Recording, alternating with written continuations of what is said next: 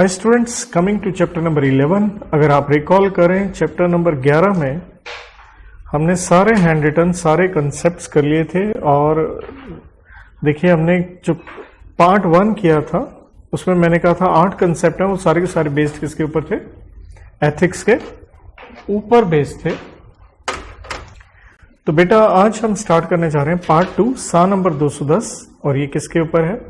Engagement letter, जिसका मतलब क्या हो गया? ऑडिटर को काम मिल रहा है किससे? क्लाइंट से। और ऑडिटर अपने लेटर हेड पे, अगर आप कंपनी है तो उसके बोर्ड ऑफ डायरेक्टर को क्या भेज रहा है? चिट्ठी भेज रहा है। हम यहां पढ़ने जा रहे हैं उसके क्या कंटेंट्स। तो ये मैं पहले भी आपको लिखवा चुका हूं, तो ये मैं रिपीट टेलीकास्ट नहीं करूंगा। तो बेसिकली आप इसमें क्या लिखते हैं? Objective and scope of audit, और कंफर्म करते हैं आप अपनी एक्सेप्टेंस।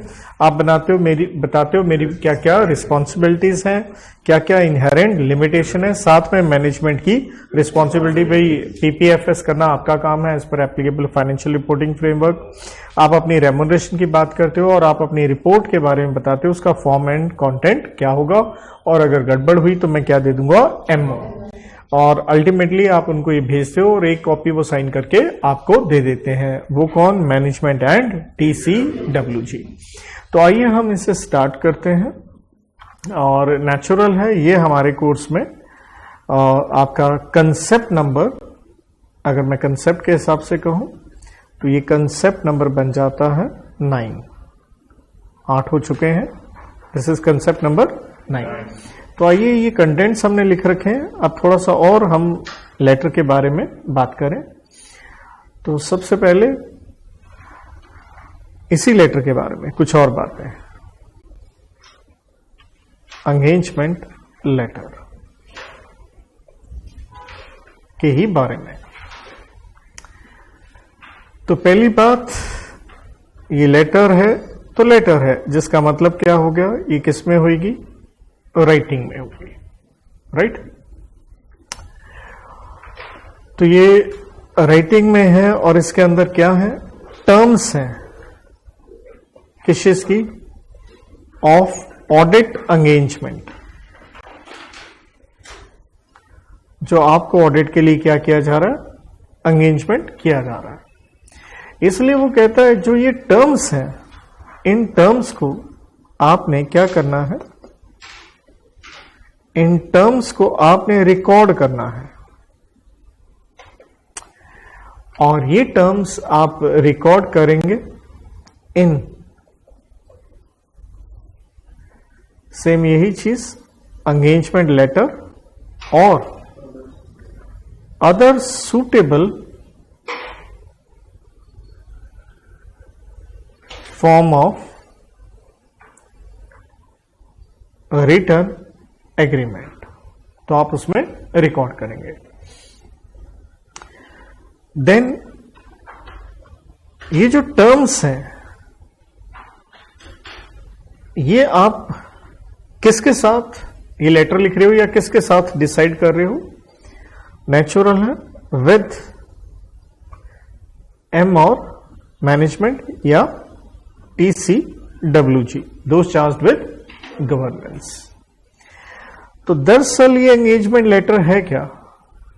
तो दरअसल उससे रिलेटेड एक ये डायलॉग अपन मारेंगे। ये लाइन याद होनी चाहिए। Audit is a matter of contract. कि ऑडिट क्या है? एक कॉन्ट्रैक्ट है। कॉन्ट्रैक्ट है तो दो पार्टीज भी होंगी, वो तो आप समझ ही गए। Between what? Auditor and client. तो कॉन्ट्रैक्ट है, लेकिन यहां पे निकल के आती है एक exception.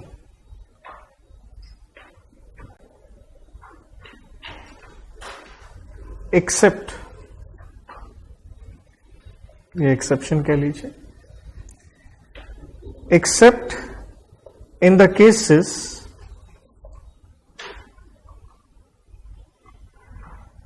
required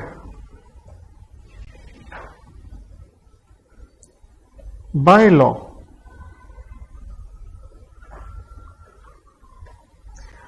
to get accounts audited, जिसका मतलब हो गया, एक तो हम कह रहे हैं कॉन्ट्रैक्ट करोगे आप दो लोग, एक है खुद लॉ क्या कह रहा है, आपको ऑडिट करवाना ही पड़ेगा। तो इसका जो हम सबसे बेस्ट एग्जांपल लेते हैं, for example in case of companies, क्योंकि कंपनीज को तो ऑडिट करवाना ही पड़ेगा, तो ये कोई मैटर ऑफ चॉइस नहीं है, करवाना ही पड़ेगा। देन आ गया जी इसी के अंदर, आप ऑडिट क्यों मतलब ये लेटर क्यों लिख रहे हो, तो पर्पस बहुत ही सिंपल है, ताकि क्या रहे, अंडरस्टैंडिंग रहे, क्लैरिटी रहे, कोई मिसअंडरस्टैंडिंग ना हो। तो अंडरस्टैंडिंग कहें, क्लैरिटी कह लें about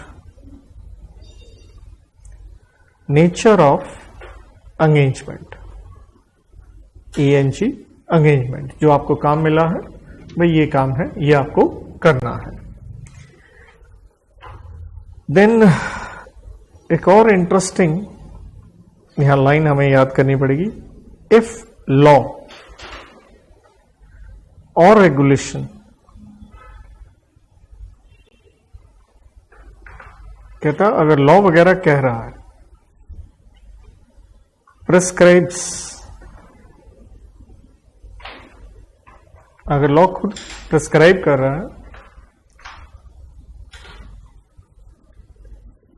insufficient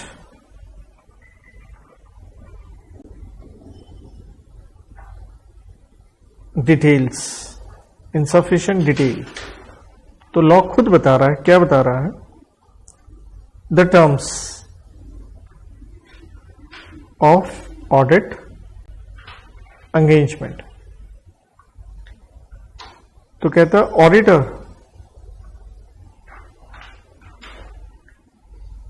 need not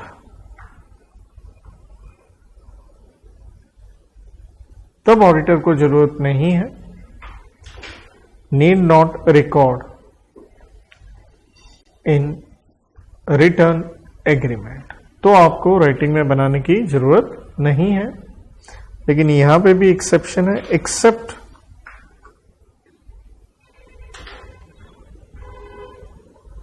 for the fact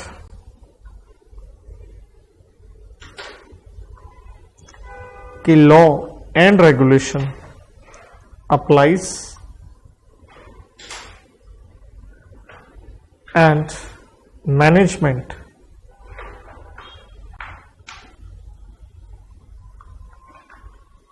acknowledges, क्योंकि आप लेटर से मैनेजमेंट की क्या बताना चाह रहे थे, उसकी रिस्पॉन्सिबिलिटीज, तो वो मान रही है मैनेजमेंट एक्नॉलेजेस इट्स रिस्पॉन्सिबिलिटीज।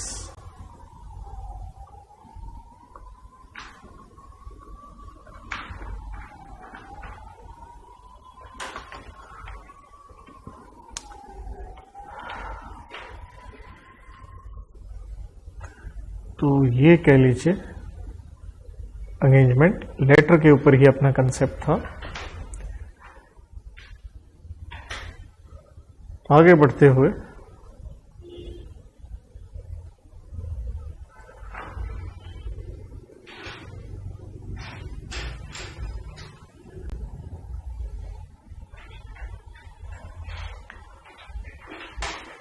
छोटा सा concept, objectives of auditor. Her standard में ये लगभग आप कॉपी पेस्ट पढ़ते हो यही लाइन, और यहां ऑब्जेक्टिव ऑफ ऑडिटर क्या होगा, दो बातें हैं, क्योंकि हमें काम मिल रहा है, तो क्या हमें उसे एक्सेप्ट करना है, टू एक्सेप्ट, और दूसरी बात क्या हमें उसे कंटिन्यू करना है। तो AC नाम की दो चीजें यहां चलती रहेंगी कि ऑब्जेक्टिव है ऑडिटर का टू एक्सेप्ट और कंटिन्यू,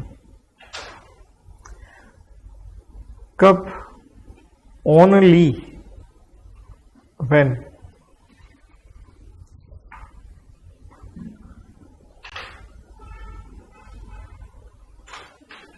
AE पूरा लिख लेना, ऑडिट एंगेजमेंट क्या करना audit engagement? To be performed, आपने काम करना है। कहता है तभी एक्सेप्ट करें या कंटिन्यू करें अगर वो क्या कर लिया गया, हैज बीन एग्रीड, अगर एग्री कर लिया गया। कैसे? थ्रू दो बातें, एक एस्टैब्लिशिंग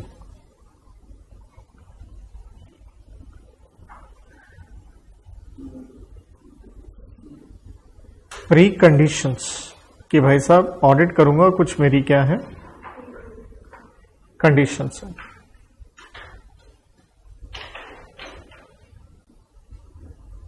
फॉर ऑडिट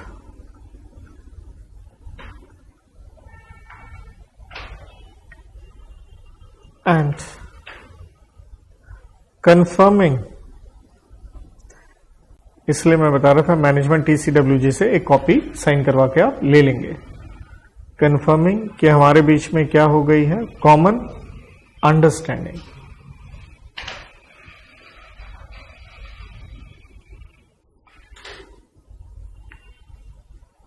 नेचुरल है बिटवीन ऑडिटर एंड मैनेजमेंट या TCWG। किससे रिलेटेड? As to terms. ठीक है जी। तो यहां से प्री कंडीशंस पढ़ा है, तो एक छोटा सा क्वेश्चन इस पे लेंगे।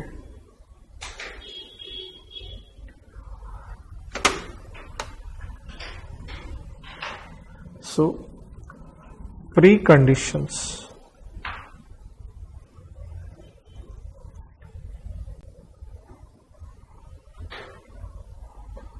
For audit.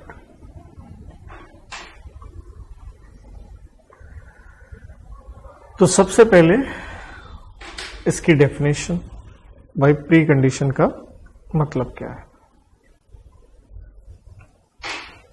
नो डाउट ये मत भूलिए 7/210 ही सब कुछ वही चल रहा है। तो इसके अंदर है दो बातें, एक यूज बाय मैनेजमेंट,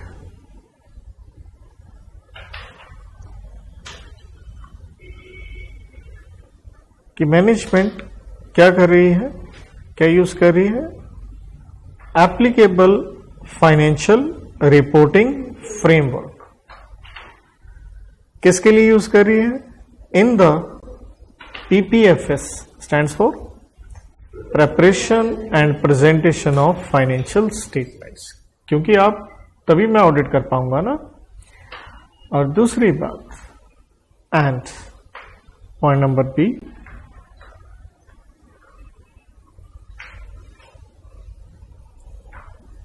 और इस बात पे मान गई है कौन? Agreement of MTCWG।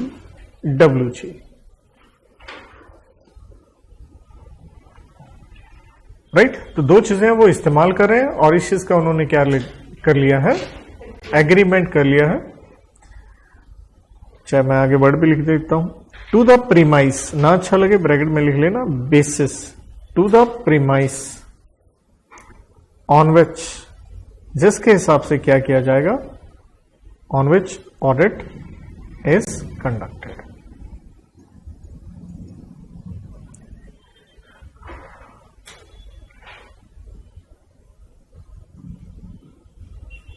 Now preconditions हैं या नहीं, हाउ टू डिटरमिन, किस तरह से हम जानेंगे प्री कंडीशंस के बारे में। तो हमारे ऑडिटर साहब को दो कार्य करने हैं। The auditor shall,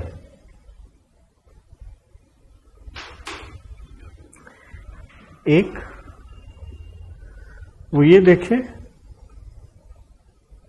FRF financial reporting framework is acceptable, क्या उसे वो एक्सेप्टेबल है क्या उन्होंने ठीक फॉलो किया है या नहीं, ये सबसे बड़ी बात है। एंड नंबर 2, दरअसल ऊपर डेफिनेशन वाले से ही पॉइंट निकल के आ रहा है। एंड नंबर 2, आपने उनसे लेना है agreement and obtain agreement of M for management, same वही लाइन, डाट इट कि मैनेजमेंट अंडरस्टैंड करती है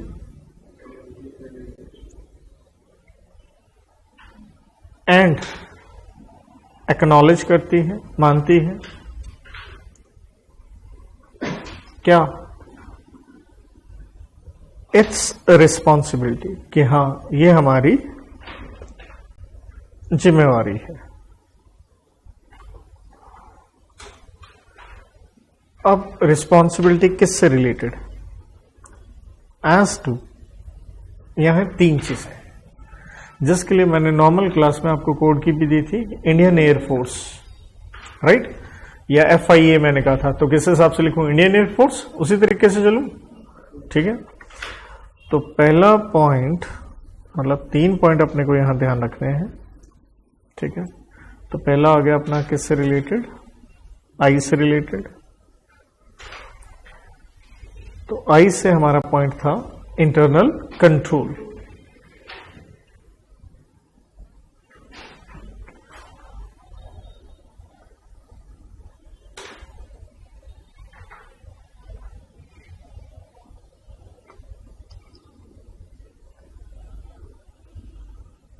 As to internal control,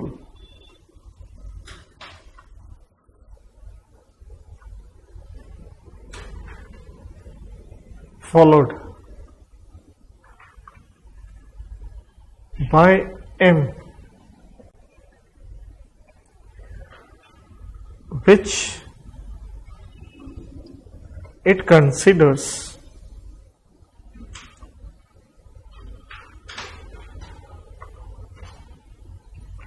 necessary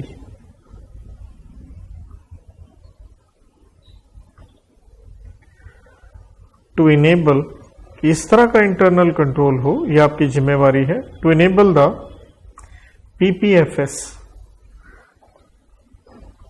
preparation and presentation of financial system, किस तरह का इंटरनल कंट्रोल हो, to enable the PPFS that are, कि PPFS क्या है, डेट आर फ्री फ्रॉम,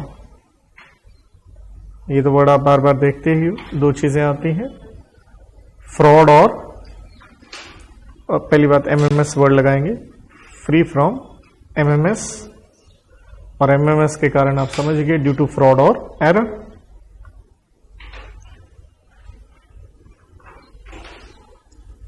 ठीक, तो कि वो अपनी रिस्पॉन्सिबिलिटी मानते हैं इंटरनल कंट्रोल की। नंबर 2, इंडियन एयरफोर्स, ए से रिलेटेड,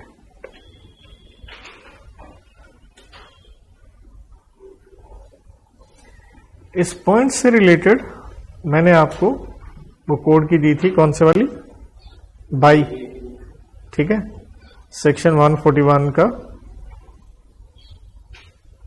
143 का सबसेक्शन 1, बुक से रिलेटेड 3 AA थे, ठीक है। तो कि ये प्रोवाइड करेंगे ऑडिटर को, टू प्रोवाइड ऑडिटर विथ ए से एक्सेस टू ऑल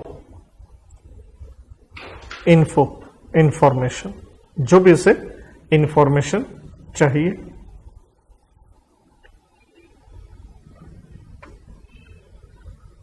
लाइक वही बी से क्या हो गया आपका, books, accounts, etcetera etcetera, documents, right, कि आप वो प्रोवाइड करेंगे। नंबर 2 ए से ही रिलेटेड एक्सेस टू पर्सन्स, और ये पर्सन का यहां मतलब क्या हो गया, कंपनी के एम्प्लॉय, ऑफिसर वगैरह कह लीजिए, कि हां जी हम उनसे मिल सकते हैं, किस लिए, टू ऑब्टेन, ऑडिटर है भूखा कागजों का साई, और यहां पे एक वर्ड मैं और लगाऊं तो इन्होंने ये लगाया था वर्ड इस तरह से, अनरिस्ट्रिक्टेड एक्सेस। और तीसरा ए से आता है एडिशनल इंफॉर्मेशन,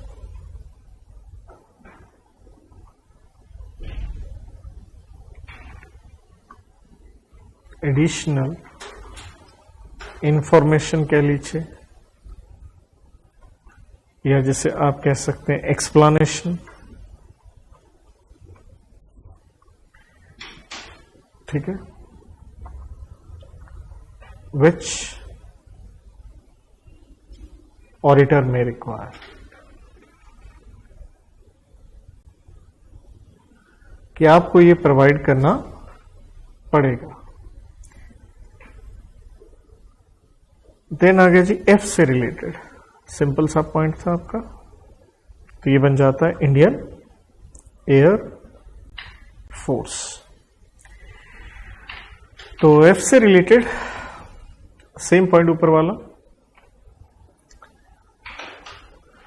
जिसका मतलब था पीपीएफएस आपकी बनी होनी चाहिए, कैसे बनी होनी चाहिए, एज पर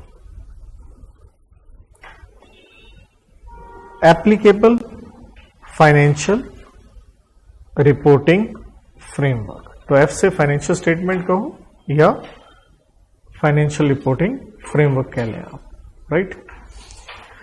चलिए इसके बाद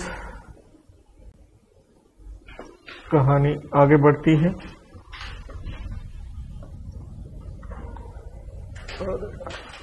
तो ये कंसेप्ट नंबर 9 था। अगर हम स्टडी मैट के हिसाब से चलते हैं तो जो कंसेप्ट नंबर आपका 10 आता है वो सारा का सारा इसी एंगेजमेंट लेटर के एग्जाम्पल पे था। मतलब अगर कंसेप्ट नंबर हम 10 देखते हैं तो जब हमने ये लेटर लिखी थी उसके किसके ऊपर था, एग्जाम्पल पे था।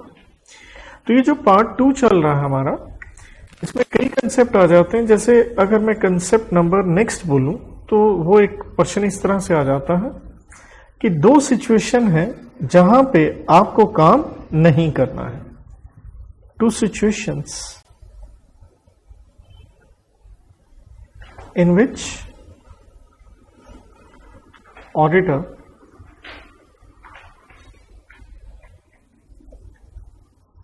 not to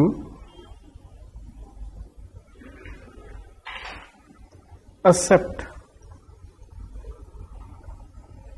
engagement। तो इससे आप कह लीजिए ये कंसेप्ट नंबर 11 एंड 12 इस तरह से ये बन जाते हैं 2 सिचुएशन। तो हम इन 2 सिचुएशन को देखते हैं। तो भाई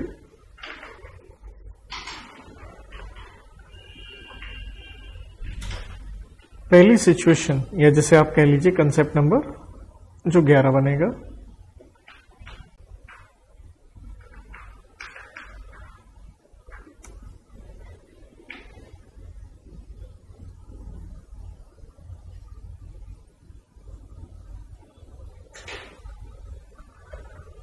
राइट, इस तरह से।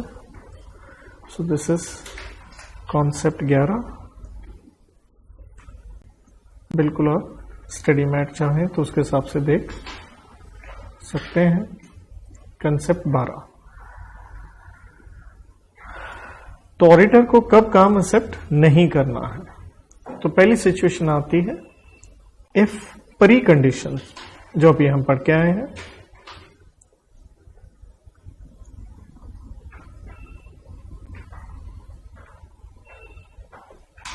are not present. अगर वो प्री कंडीशंस, वो टर्म्स एंड कंडीशंस अगर नहीं है तो ऐसी स्थिति में आप काम ना करें। और यहां करना क्या है, ऑडिटर शेल सबसे पहले तो वो डिस्कस करे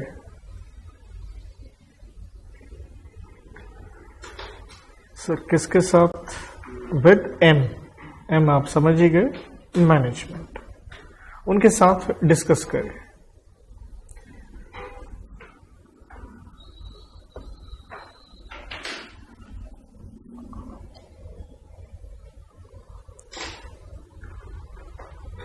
एंड नॉट, जैसे हमने ऊपर भी कहा, आप एक्सेप्ट ना करें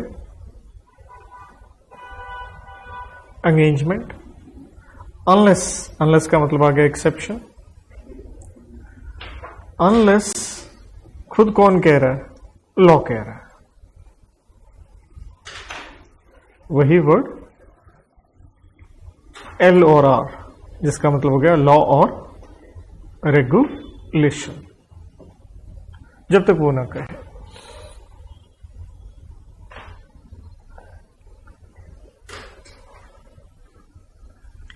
कहने का मतलब है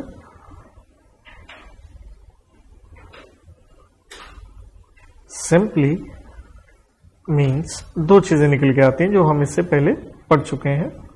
पहली बात, वो जो एप्लीकेबल फाइनेंशियल रिपोर्टिंग फ्रेमवर्क, ये हमने कहा था आपको क्या होना चाहिए, एक्सेप्टेबल होना चाहिए। तो स्वाभाविक है आपको क्या नहीं है, एक्सेप्टेबल नहीं है। और दूसरी चीज हमने कही थी, मैनेजमेंट से वो अंडरस्टैंडिंग एग्रीमेंट बनवाना है, किससे रिलेटेड, इंडियन एयरफोर्स, वही 3 पॉइंट। ठीक है, तो कहने का मतलब है agreement of am not obtained, वो नहीं मिल पाया, जिससे वो अपनी रिस्पॉन्सिबिलिटी मानने को तैयार नहीं थे एज टू देयर रिस्पॉन्सिबिलिटी।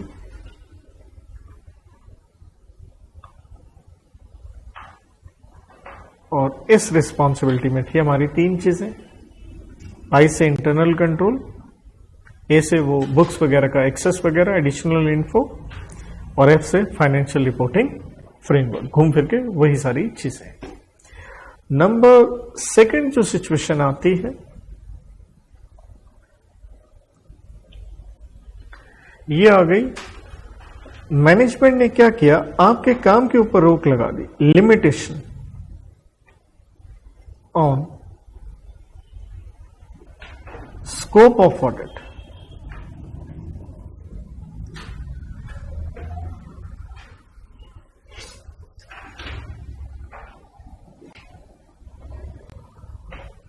और कब लगा दी, प्रायर टू एंगेजमेंट, आपको काम देने से पहले ही रोक लगा दी गई। तो नेचुरल ये रोक किसने लगाई होगी, वो तो क्लियर ही है, एम या TCWJ ने, उन्होंने लगा दी। तो क्या हुआ ये ऑडिटर लिमिटेशन से ऐसा लगता है, ऑडिटर बिलीव्स कि जो लिमिटेशन है, द लिमिटेशन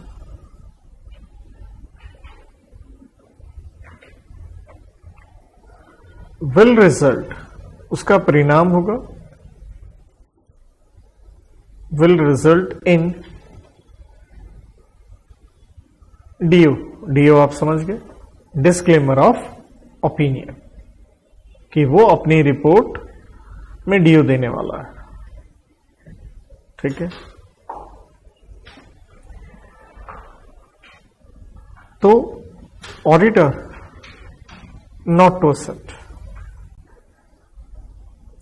सेम वही चीज जो इस तरफ भी थी, unless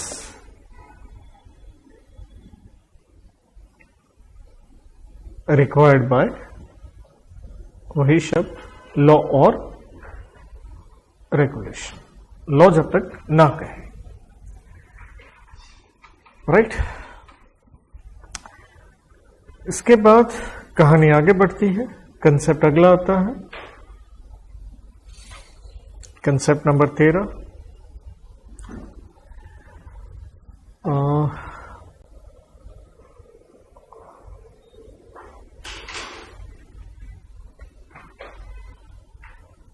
So concept number 13,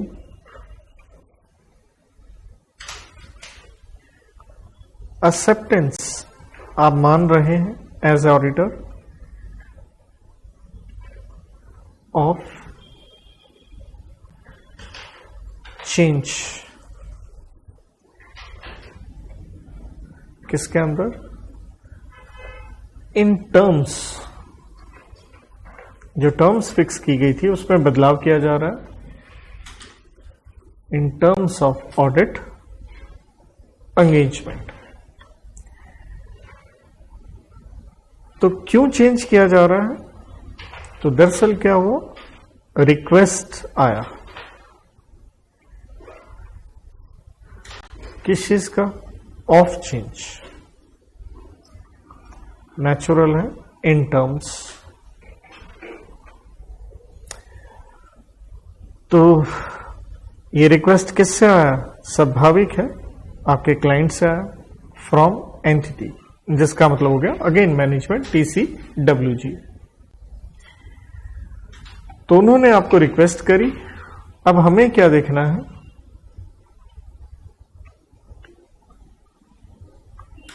auditor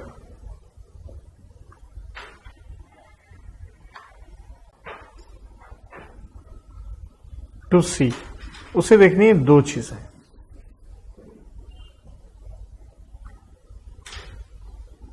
पहली बात,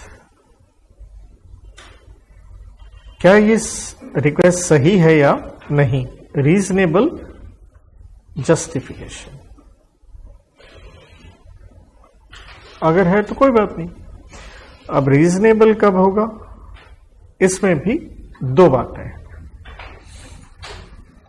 ए, हालात बदल गए हैं, चेंज को डेल्टा लिख रहा हूं, चेंज इन सर्कमस्टांसेस, जैसे मे बी आप सोल प्रोप्राइटरशिप में कन्वर्ट हो गए। चेंज इन सर्कमस्टांसेस, जिससे क्या हो रहा, जिससे प्रभाव पड़ रहा है, affecting the need for services, कि हां ऑडिट की आवश्यकता है भी या नहीं। Number 2, misunderstanding.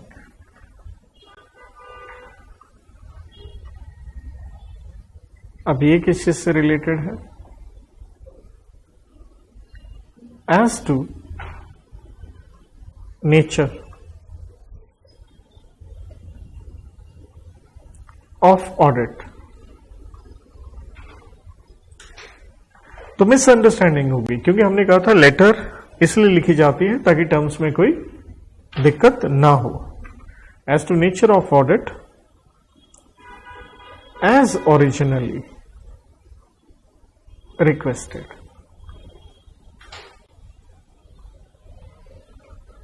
जो काम करवाना था उससे रिलेटेड। Number 2 situation, unreasonable.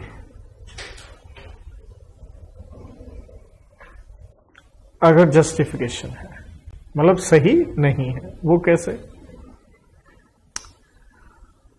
जैसे हमने पहले बात करी आपके ऊपर, अगर कुछ लिमिटेशन लगाई जाए, और रिस्ट्रिक्शन या लिमिटेशन कह लो, नेचुरल है आपके काम के ऊपर, ऑन स्कोप ऑफ ऑडिट, और अंडरस्टूड है रिस्ट्रिक्शन लगी है, इम्पोज्ड बाय मैनेजमेंट।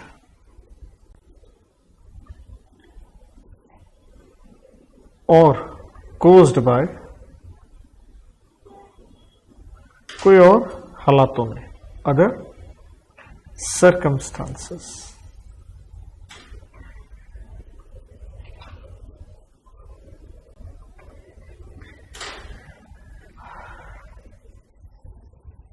राइट।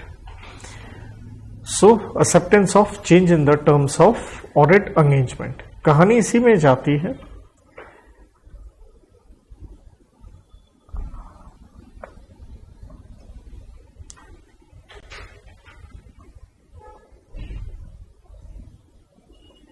इसी से ही related factors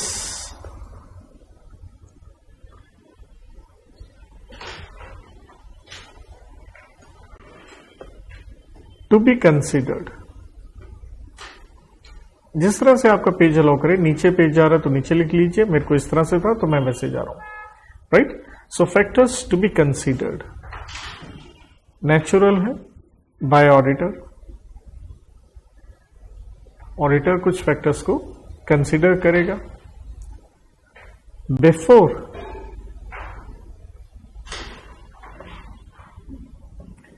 agreeing to change करने से पहले। किसे? The audit engagement. देखिए ऑडिट में हम हमेशा क्या देते हैं, रीजनेबल एश्योरेंस देते हैं टू अदर एंगेजमेंट,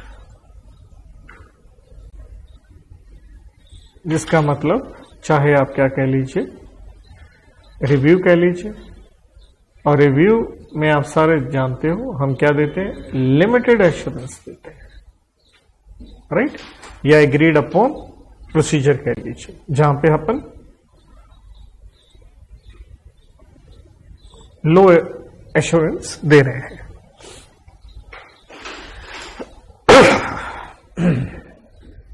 तो अब ये फैक्टर्स क्या है? Number 1,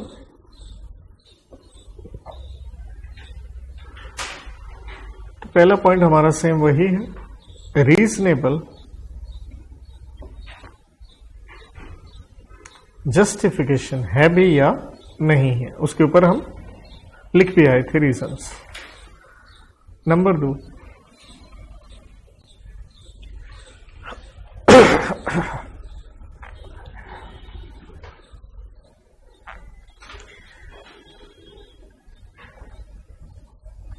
change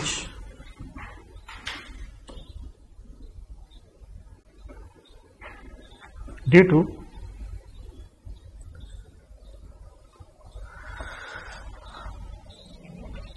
not like this way, इसको इनकी डी वर्ड काट दीजिए। चेंज जो है रिजल्टिंग इन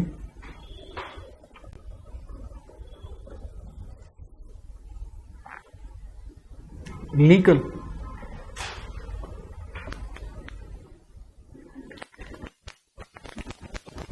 और कॉन्ट्रैक्चुअल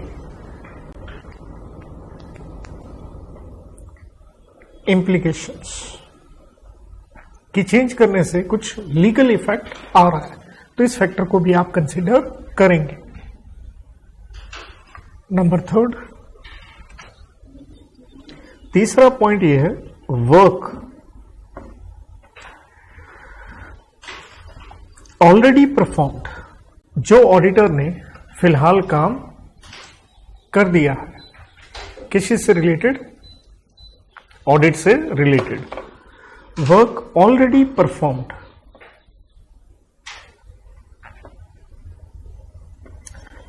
एज टू ऑडिट, तो हो सकता है जो काम आपने कर दिया है may be relevant to the changed engagement, तो हो सकता है उससे रेलिवेंट भी हो, तो ठीक है, आप कहते कोई बात नहीं, मेरा काम कोई खराब नहीं गया। Number 4,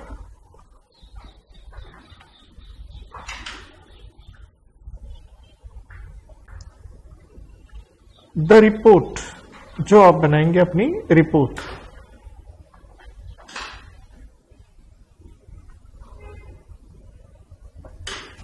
on the related service, क्योंकि देखिए आप सारे जानते हो जो हम चेंज कर सकते हैं वो ऑडिट से कहां जा सकते हैं, नॉन ऑडिट एंगेजमेंट। तो रिलेटेड सर्विसेज को ही हम दे रहे हैं। तो कहता अगर वो रिलेटेड सर्विस से रिलेटेड है तो वुड नॉट इंक्लूड, तो उसके अंदर नहीं आना चाहिए। क्या नहीं आना चाहिए? रेफरेंस टू, क्योंकि अब ऑडिट की तो बात हो ही नहीं रही है। Would not include reference to क्या? ओरिजिनल एंगेजमेंट, कि भाई मैं तो पहले किसके लिए आया था, ऑडिट के लिए आया था। नंबर 2, जो भी आपने ओरिजिनल काम किया था उसके ऊपर आपने क्या लगाए होंगे, प्रोसीजर्स लगाए होंगे। तो कहता ना रेफरेंस हो ओरिजिनल एंगेजमेंट से रिलेटेड, और यूं कह लीजिए ऑडिट प्रोसीजर्स जो आपने क्या किए, कर दिए, परफॉर्म।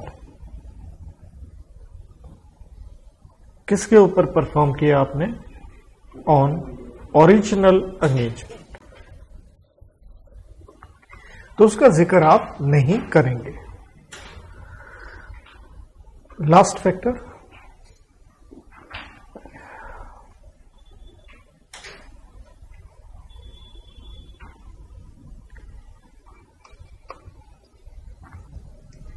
कहता इफ टर्म्स आर चेंज्ड। चलिए दोनों पार्टीज मान गई हैं, तो क्या करना है? न्यू एंगेजमेंट लेटर, लेटर कहें या जैसे हमने कहा था other suitable form of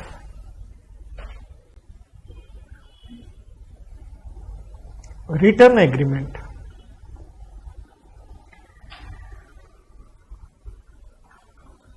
shall be agreed। तो आपको नया बनाना पड़ेगा। इसी से रिलेटेड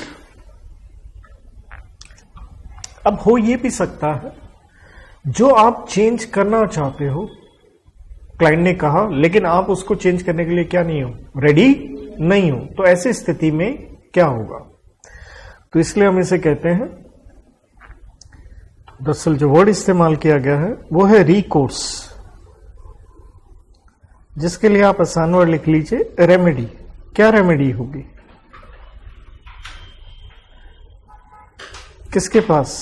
विद ऑडिटर। कब? इफ नॉन एग्रीमेंट किससे रिलेटेड? To change. क्योंकि हमने कहा चेंज हो गया तो क्या कर लो, आप नया लेटर साइन कर लो। लेकिन अगर नहीं हो पाया तो क्या करें? तो भैया दो बातें हैं। पहली बात, पतली गली से निकल लो। क्या मतलब हो गया इसका? विड्रॉ कर लो।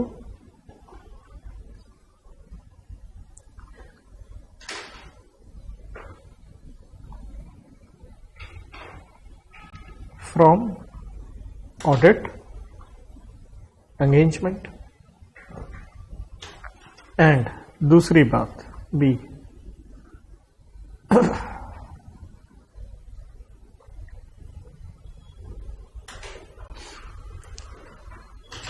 डिटरमिन। आपको देखना होगा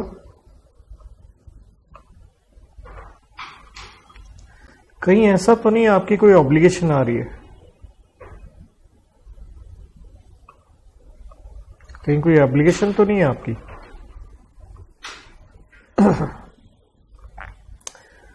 किस चीज की? कैसे आप छोड़ के जाते हो तो क्या करना पड़े मे भी आपको? To report. क्या रिपोर्ट? सर्कमस्टांसेस। भाई ये हालात हो चुके हैं, किसको? To other parties. ये पार्टीज कौन सी हैं? Such as it may be TCWG, उनको बताओ भाई तुम्हारी मैनेजमेंट के साथ ऐसा हुआ। It may be owner, shareholder कह लो, and the last it may be regulator, जैसे ICAI। तो जिन जिन को बताना पड़े आपको वो रिपोर्ट करना है। तो ये था कंसेप्ट नंबर 13। इसके साथ ये पार्ट नंबर 2 के आखिरी पड़ाव में अपन आ गए हैं। लिख लिया? तो इसके साथ हम लास्ट कंसेप्ट पे आते हैं इस पार्ट के।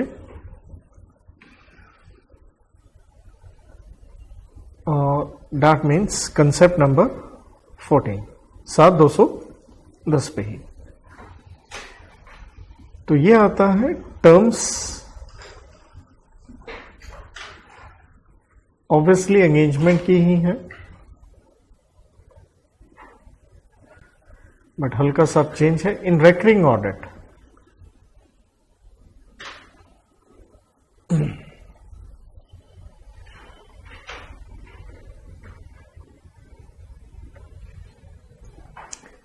तो सबसे पहले रेकरिंग का मतलब क्या है? Which is performed by auditor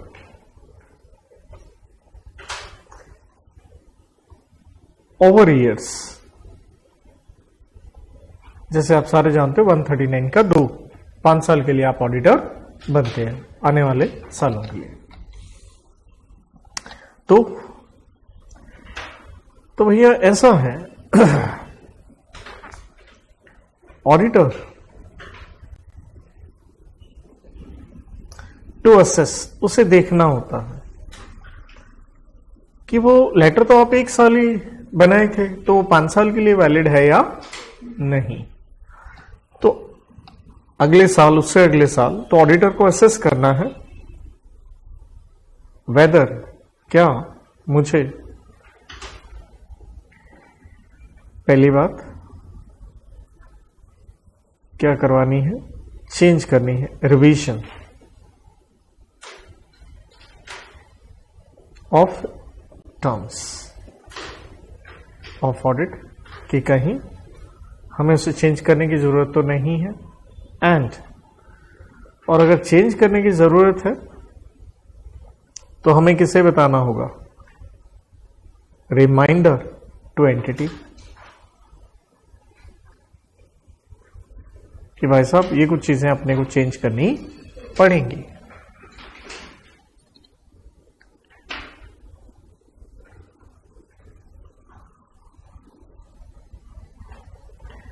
तो बस ये ध्यान रखिएगा कि कुछ जरूरी नहीं होता कि आपको हर साल क्या लिखना पड़े, एक नया, नया लेटर, ऐसा कुछ नहीं। तो इसलिए मेन कहानी क्या आ गई? तो हमें कुछ क्या देखने हैं? फैक्टर्स। किससे related? As to R and R. Sir what is R R? ये लिख दिया ना यहां पे, डिवीजन रिमाइंडर।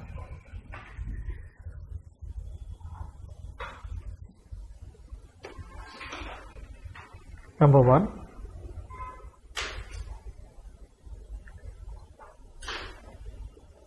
हो सकता है कुछ मिसअंडरस्टैंडिंग हो रही है, तो हम उनको रिमाइंड करवाना चाहते हैं।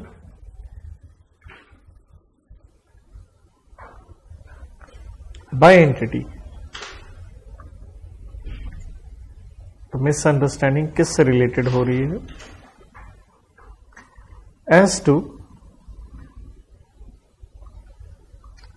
Scope and objective of audit, कि मैंने क्या क्या करना है एज ए ऑडिटर, क्या क्या नहीं करना है। नंबर 2,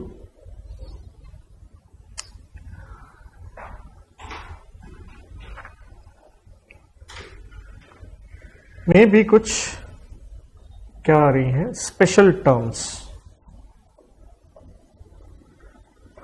तो अगर स्पेशल टर्म्स आ रही हैं तो नेचुरल आपको क्या करना होगा, रिवाइज तो करना ही होगा। नंबर 3, चेंज हो गया है इन सीनियर मैनेजमेंट, बड़े ऑफिसर बदल गए हैं। Number 4, change in ownership, share holding pattern बदल गए हैं। Number 5, change in business, business का कह लीजिए नेचर, जो काम है या उसका लेवल, जो साइज है, उसमें बड़ा बदलाव आ गया है। नंबर 6, चेंज इन, वही वर्ड जो हम बार बार इस्तेमाल कर रहे थे, लॉ और regulations. Change in financial reporting framework, आसान भाषा में अकाउंटिंग स्टैंडर्ड कह सकते हो, क्योंकि उसके हिसाब से हमें क्या करना होता है, पीपीएफएस। और लास्ट में है change in other reporting requirements, जो आपने रिपोर्ट बना के देनी है उससे संबंधित कुछ चेंज आ गया है, राइट। और जहां जहां मैं ये वर्ड लिख रहा हूं ना, चेंज, यहां पे इन सभी में देखिए, इन सभी में क्या चल रहा है, चेंज वर्ड चल रहा है। और चेंज क्या है, एक वर्ड और आगे आप लगाना चाहें तो स्टडी मैट में ये वर्ड लिखा है, छोटा मोटा चेंज नहीं है, क्या है, बड़ा चेंज है, सिग्निफिकेंट चेंज है। ये वर्ड भी आप कॉमन हर पॉइंट के साथ, चेंज के साथ ले सकते हैं। तो with this concept comes to an end, या कह लीजिए पार्ट 2 क्या हो गया, समाप्त हो गया। Thank you.